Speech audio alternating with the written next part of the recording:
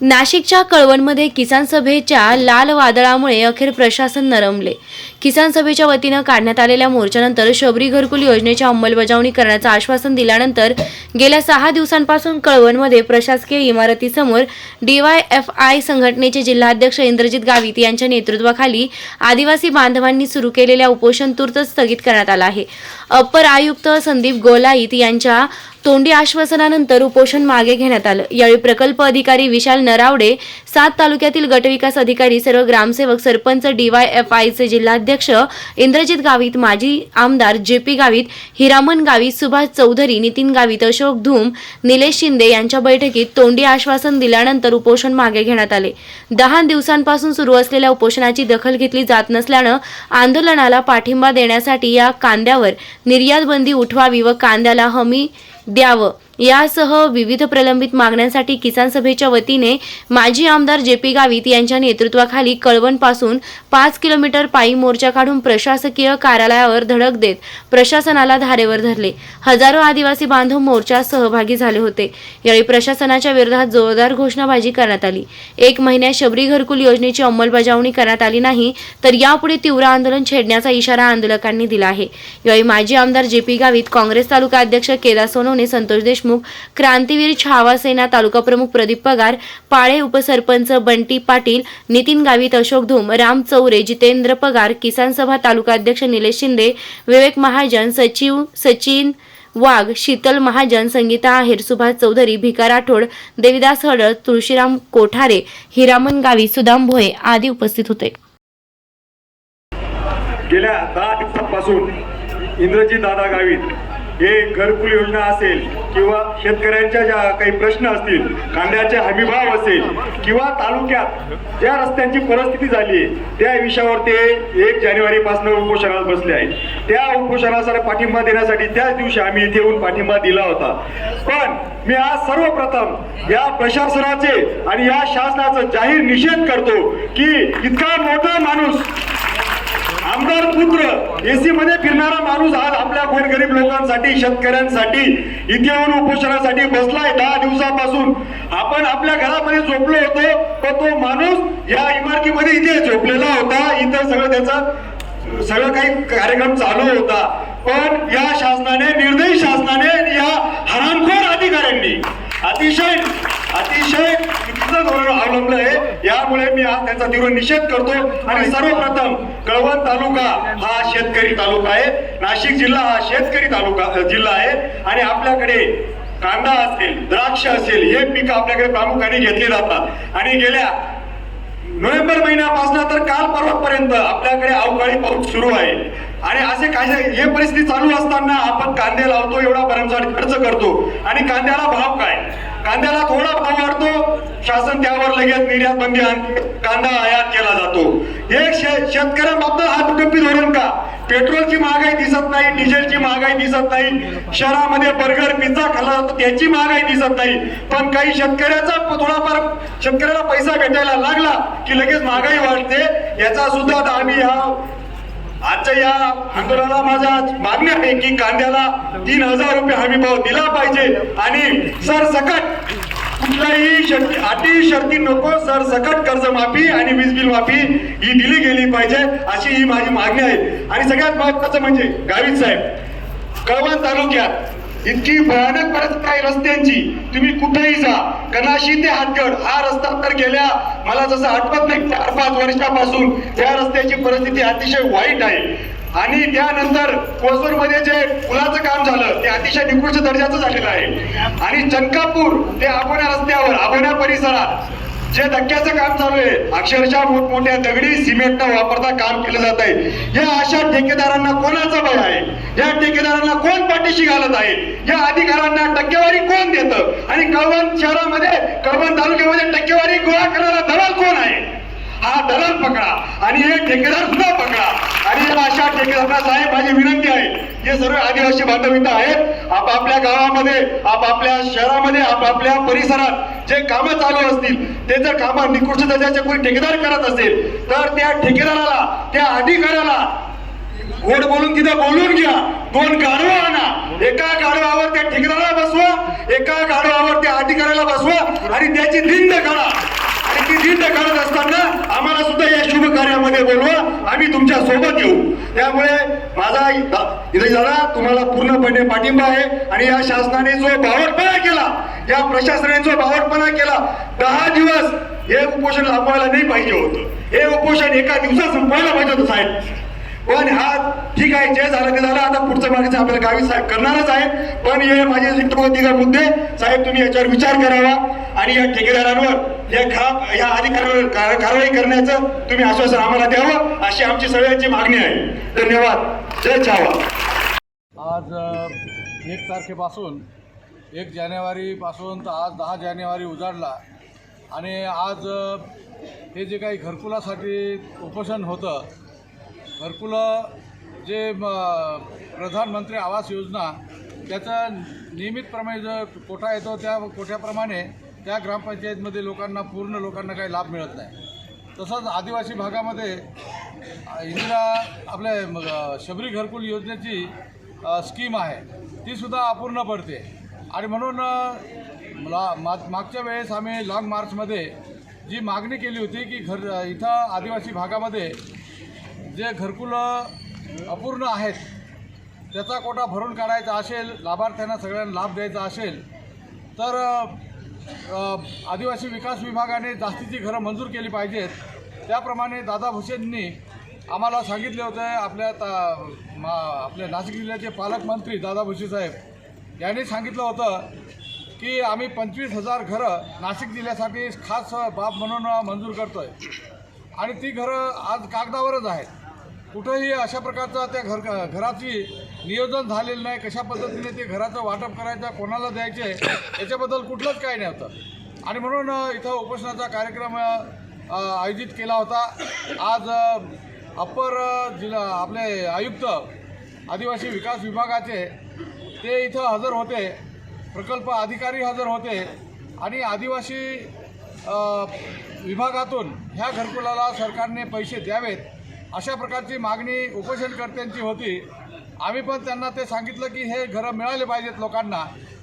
आणि त्याच्यावरती त्यांनी सांगितलं की 26 जानेवारीपर्यंत जे प्रस्ताव आलेले आहेत ग्रामपंचायतीकडं आणि इथंसुद्धा उपोषणकर्त्याच्या पाठीमागे जी थप्पी पडलेली आहे ज्या प्रकरणाची, ते प्रकरणं ग्रामसभेवर ठेवून ते चेक करून आणि परिपूर्ण असतील ते म्हणजे पूर्णपणे मंजूर करावेत आणि त्याची प्रायोरिटी लिस्ट जाहीर करावी.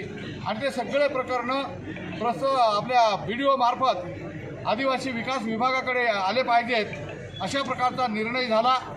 आणि जे काही नवीन आता काही लोकांना आता जाग येईल, बरेच कळवणमधले बरेचशा लाभार्थ्यांना ही गोष्टच माहीत नव्हती. ग्रामपंचायतकडे गेले तर ते म्हणाले कोटा पूर्ण झाला आणि त्या लोकांना राहायला घर पण नाही. परंतु त्या लोकांना कोणी मार्गदर्शन केलं नसल्यामुळं ते लोकांची तशीच परिस्थिती राहिलेली आहे. आणि म्हणून आम्ही त्यांना सांगितलं की जे फायली आलेले आहेत, जे प्रस्ताव आलेले आहेत ते तर तुम्ही तपासून मंजूर कराच, पण जे आता येतील 26 जानेवारीच्या आत ते सुद्धा तुम्ही तपासा. आणि त्याप्रमाणे ते 26 जानेवारीपर्यंत त्या ग्रामसभेवर त्यांची पण प्रकरणं तिथं ठेवली पाहिजेत आणि ती प्रकरणं तुम्ही मंजूर केली पाहिजेत. अशा प्रकारचं आम्ही त्यांना सूचना केल्यानंतर प्रांतसाहेबांनी सांगितलं की 26 जानेवारीच्या ग्रामसभेवरती आम्ही ही सर्व प्रकरणं आलेली प्रकरणं त्याच्यावर ठेवू. जी परिपूर्ण असतील ती मंजूर होतील, अपूर्ण असतील तर ते काय कागदपत्र अपूर्ण आहेत ते कागदपत्र पूर्ण करून तीसुद्धा मंजूर यादीमध्ये टाकली जातील आणि नंतर त्याला प्रायोरिटी दिली जाईल, म्हणजे प्राधान्य क्रमांक दिला जाईल. अशा प्रकारचं आम्ही त्यांना सुचवलेलं आहे.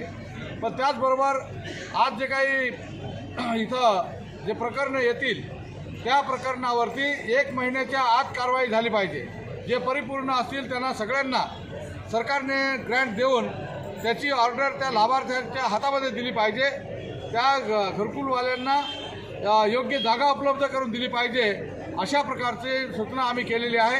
जर 1 महिन्याच्या आत ह्या घरकुलांना प्राधान्य दिलं गेलं नाही, त्यांना ग्रँट आली नाही, तर हे आंदोलन हे नाशिकच्या कलेक्टर ऑफिसवरती हे मोठ्या प्रमाणामध्ये केलं जाईल. आणि याची जबाबदारी पूर्णपणे ही सरकारवरती राहील. प्रकल्प अधिकारी आणि जे आता अपर आयुक्त आले त्यांच्यावरती राहील. अशा प्रकारची त्यांना आम्ही सूचना केलेली आहे. आणि सगळ्यांना आपल्याला पण माहीत आहे जे काही सरकारने आतापर्यंत बोलत आहे ते सरकार नीटपणे राबवत नाही. ही घोषणा दादा भुसेंनी, हे इथं फोटो सकट आहे, ही बातमी आहे आणि ही बातमी दादा भुसेंनी तयार केली. म्हणजे त्यांनी घोषणा केल्यामुळे बातमी तयार झाली आणि ती आज संबंध महाराष्ट्रामध्ये सगळीकडे पसरलेली आहे. त्याची अंमलबजावणी त्यांनी करावी हीच आमच्याकडून अपेक्षा आहे त्यांची. आणि म्हणून आपल्याला आज सर्व जनतेला मी आवाहन करतोय की सरकार आश्वासनं देत आहे ते कुठेही पाळले जात नाही. ते पाळायचे असतील तर जनतेने जागं व्हावं आणि सरकारला त्यांनी दिलेली आश्वासनं पाळायला भाग पाडावं, अशा प्रकारचं मी जनतेला आवाहन करतोय. याच्याचबरोबर आपण अनेक प्रश्नावरती पाहिलं. कांद्याचा भाव वाढला पाहिजे याच्यासाठी आंदोलन केलं, परंतु आश्वासन दिल्यानंतर त्या कांद्याच्या आश्वासनाची सुद्धा परिपूर्ती झाली नाही. आतापर्यंत कांद्याचं जे काही निर्यात बंदी त्यांनी लावलेली आहे ती उठवली पाहिजे. आपोआप कांद्याला भाव वाढेल. परंतु सरकारला इथल्या शेतकऱ्याला जास्त पैसा द्यायचा नाही आहे, ते तर देतच नाही, पण ग्राहकाकडून मिळतो तो पण देऊ देत नाही. आणि म्हणून आमचं ह्या आंदोलनामध्ये एक सर्व जनतेला आवाहन आहे की हे प्रश्न जर सुटले नाही तर आपल्याला पुन्हा रस्त्यावर यावं लागेल. त्याची तयारी जबरदस्त पद्धतीने करावी लागेल. आंदोलन कसं करायचं तो नंतर निर्णय घेतला जाईल, पण आंदोलनाच्यासाठी प्रत्येकाने कंबर कसली पाहिजे.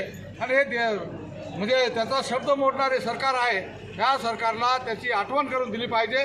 त्याचा शब्द पाळायला त्याला भाग पाडलं पाहिजे. अशा प्रकारचं मी जनतेला आवाहन करतो. जे काही शबरी घरकुल उपोषणासंदर्भामध्ये आज आदिवासी विकास अपर आयुक्त श्री गोलाईत साहेब आणि आपल्या कळवण एकात्मिक आदिवासी विकास प्रकल्प कार्यालयाचे प्रकल्प अधिकारी श्री नरवाडे साहेब आणि कळवणचे माजी आमदार JP गावित आणि आम्ही सर्वांच्या उपस्थितीमध्ये या ठिकाणी बैठक झाली. बैठकीमध्ये शबरी घरकुलाचा जो काही कोठा दिलेला होता तो कोठा प्रत्यक्षात त्या ठिकाणी अपूर्ण आहे. म्हणून आम्ही सर्व उपोषणकर्ते यांनी अपर आयुक्त श्री गोलाईत साहेब यांच्याकडे विनंती केली की आम्हाला ह्या ठिकाणी अतिरिक्त कोठा शबरीचा द्यावा आणि जे काही अतिरिक्त प्रस्ताव आहेत शबरी घरकुला जे आदिवासींचे त्यांना या ठिकाणी मंजुरी द्यावी.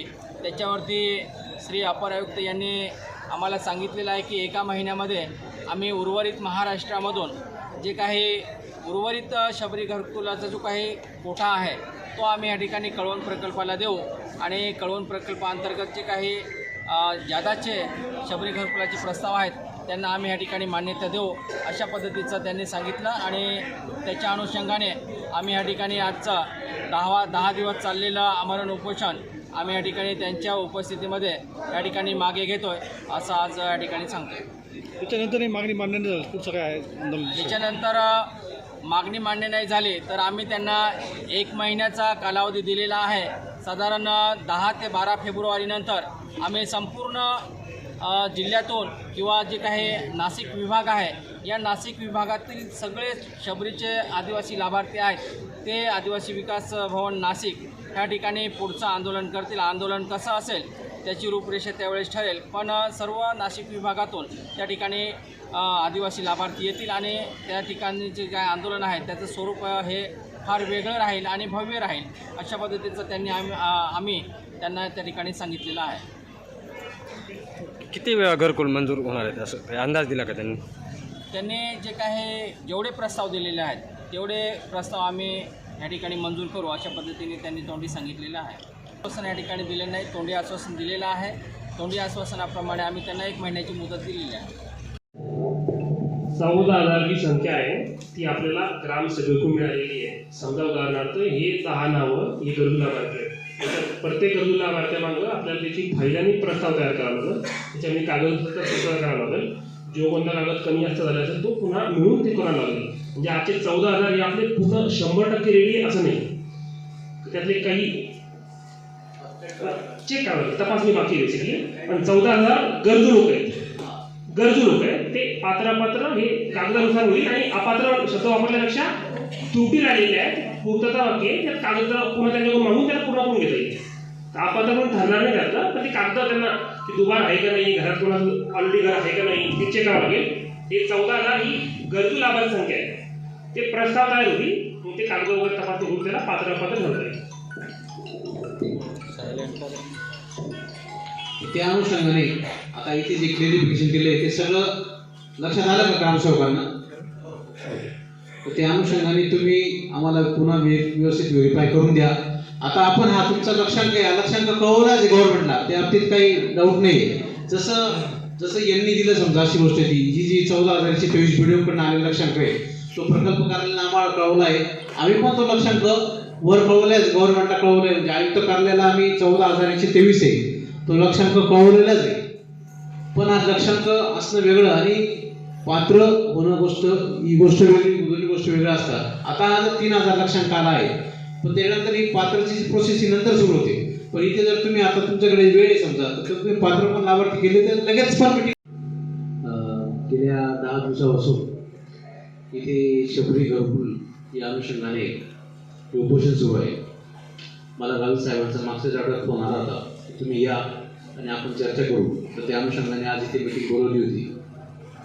तर इथे आमची आता मीटिंग सुरू होण्याच्या अगोदर सुद्धा सर्व व्हिडिओसोबत चर्चा झाली आणि जे आता काही आपल्याकडे 2 प्रश्न आहेत उपस्थित झालेले की ह्या वर्षाचा आपल्याला जो लक्षांक मिळाला आहे 3,000 तो जे आपले जे वाढीव अर्ज आहेत ते असे 2 विषय आहेत.